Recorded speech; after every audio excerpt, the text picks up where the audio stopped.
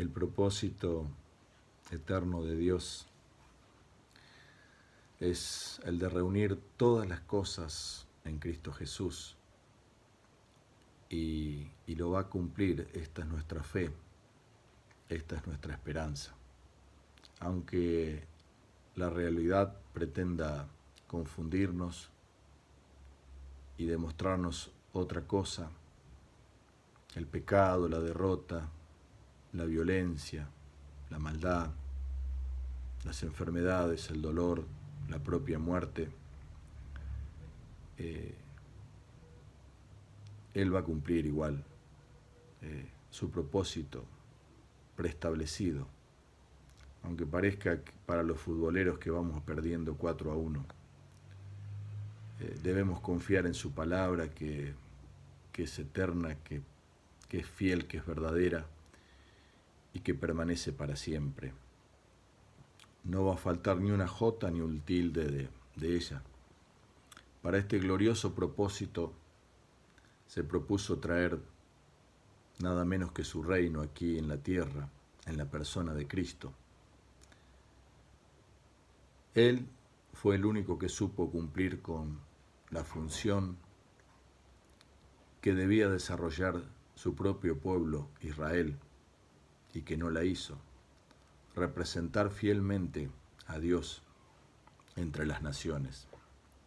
La misma función que hoy tiene la Iglesia, exactamente con la misma responsabilidad. Cuando Israel decidió no oír a Dios, Dios le dijo claramente que su meta final no era ese pequeño pueblo, el más insignificante de los pueblos, sino todos los pueblos de la tierra. Israel decidió ir a los gentiles. La Iglesia tiene exactamente la misma responsabilidad que Israel. Podía haber usado a sus ángeles, pero decidió usar al hombre. Un hombre, una mujer como vos, como yo, un ser pecador, limitado por su propia naturaleza. Un reino que en un sentido vino ya, pero en el otro sentido todavía no. Vino ya, pero todavía no.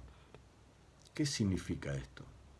Este es uno de los misterios, uno de los propósitos divinos de Dios que fue oculto por años, por siglos, a los ojos de los hombres y que nos fue revelado a nosotros. Este es un misterio del reino, que vino ya, pero todavía no.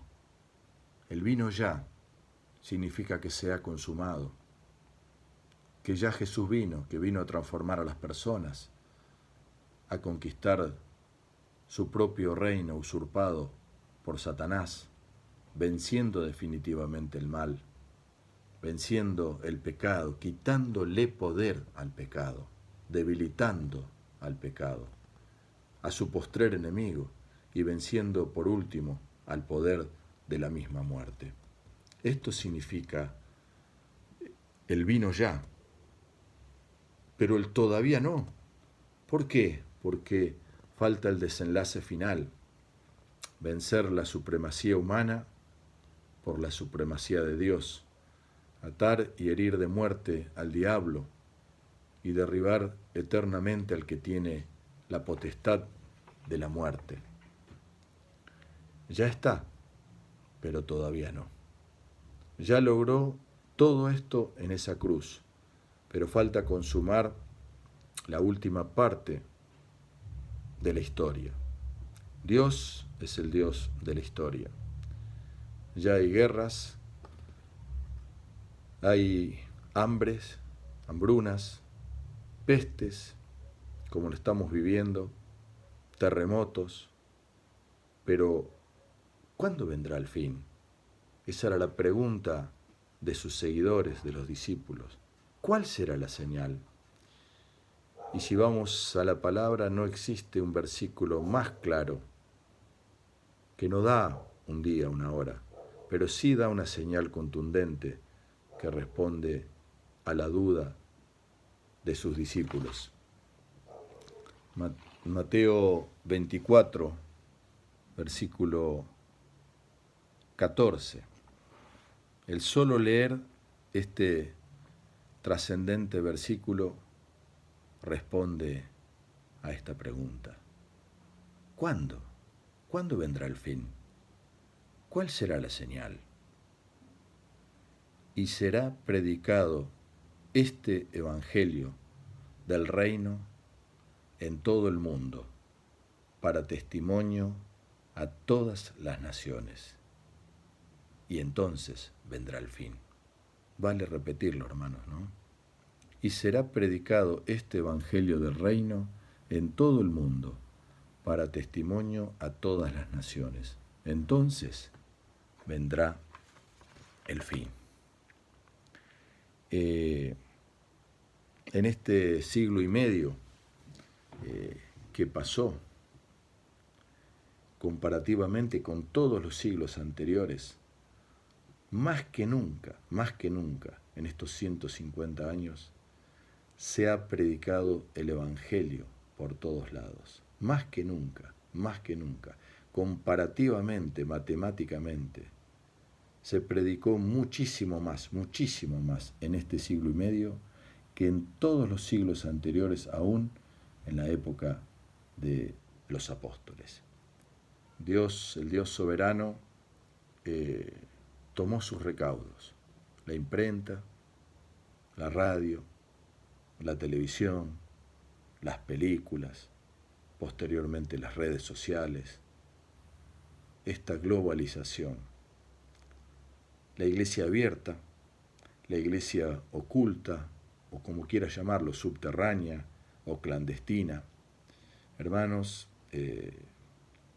se aceleraron tremendamente los tiempos de Dios, como si Dios tuviese una ansiedad.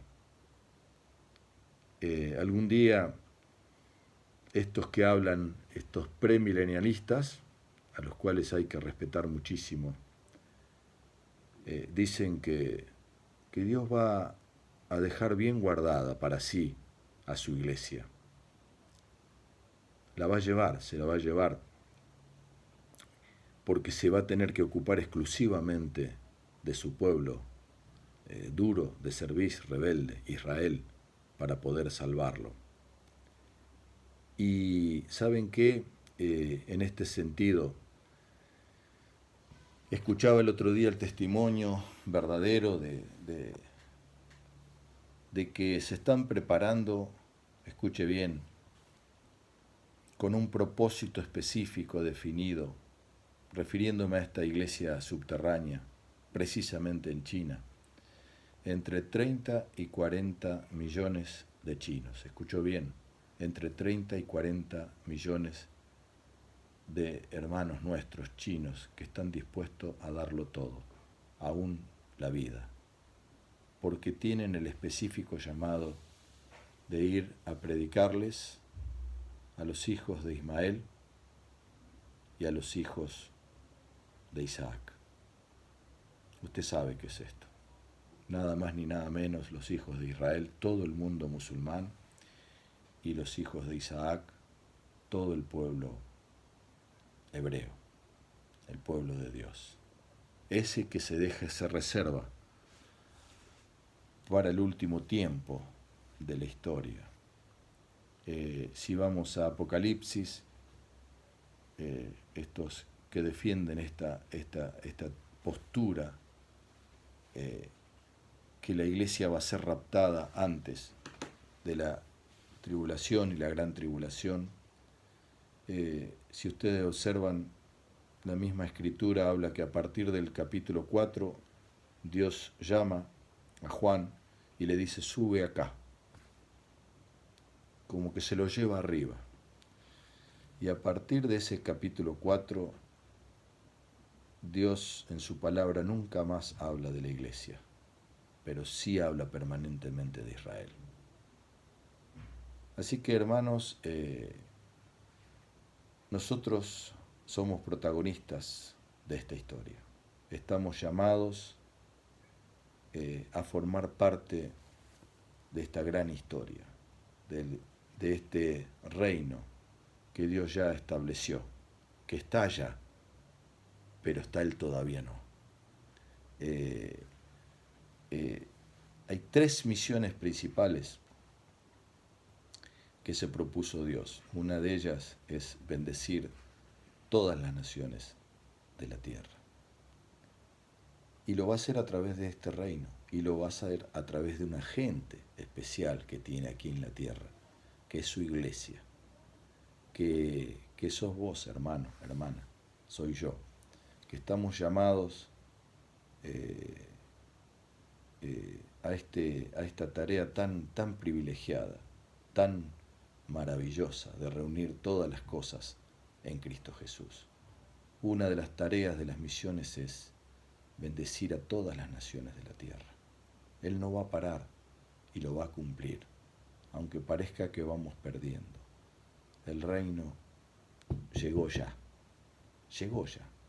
Ya Dios consumó todas las cosas, ya Dios logró la victoria sobre el pecado, sobre las enfermedades, sobre la naturaleza, sobre Satanás, sobre los demonios y sobre la misma muerte. Ya lo logró. El pecado ya lo debilitó, lo debilitó. Simplemente basta con que nosotros nos pongamos bajo su señorío, entendamos cada vez más el sentido espiritual de lo que significa el reino de Dios aquí en la tierra, de que hay una batalla que arrecia todos los días, hay una lucha, el reino está en tensión permanente, pero hay un llamado de parte de Dios a la iglesia de ir y predicar el evangelio, de bendecir a las naciones.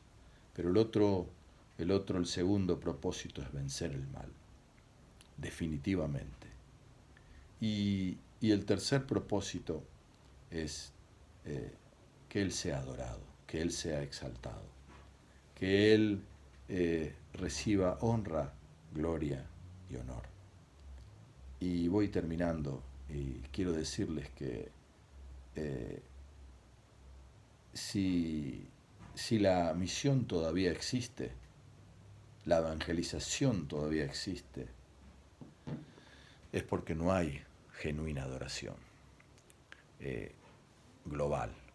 Cuando todos los reinos, todas las naciones doblen sus rodillas y todos reconozcan que Jesucristo es el Señor para gloria de Dios Padre y confiesen con su lengua, con sus labios que Jesucristo es el Señor, cuando Él reciba toda esa adoración que también está en la palabra, se acabarán las misiones.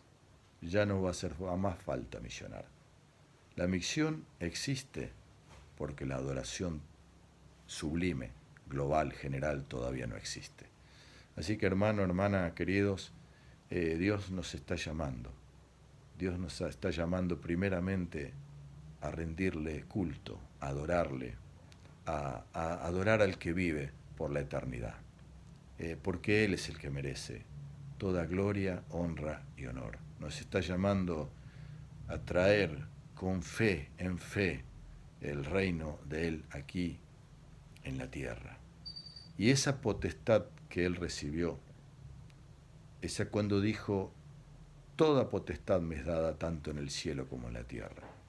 Es la potestad, la autoridad que Él nos transfirió a su iglesia, a sus hijos, a vos hermano, a vos hermana, para que cuando vayas caminando lleves el reino de los cielos aquí en la tierra, con fe, con actitud de conquista. Es como ese juego donde se van consumiendo mientras se van echando fuera los demonios. El reino de Dios va creciendo. Mientras se van expulsando principados, potestades a regiones desérticas, el reino de Dios va creciendo, se va estableciendo y va venciendo. Y la gloria postrera va a ser tremenda. A esto nos llama el Señor. Dios, esa autoridad que Él recibió, la confirió a sus hijos.